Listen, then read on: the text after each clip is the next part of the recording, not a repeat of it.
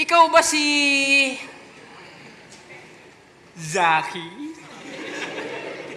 Yung champion ng Sanagan? Proud ka doon, yung kalaban mo sa oras ay sumobra lang. Di mo tinalo si Raffian.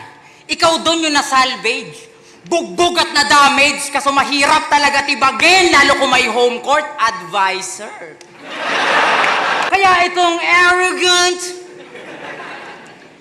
dadakdakan sa mukha na parang Gemarant. Di lang kanto nyo yung yayanig pati continent. Walang pwede makapag-vowel, puro consonants. Ganyan ka confident. Pag nag-rhyme pasok sa lasa, wala mang condiments. Kaya condolence, pag si sequence naging konsihal, edi consequence. Ganun ba?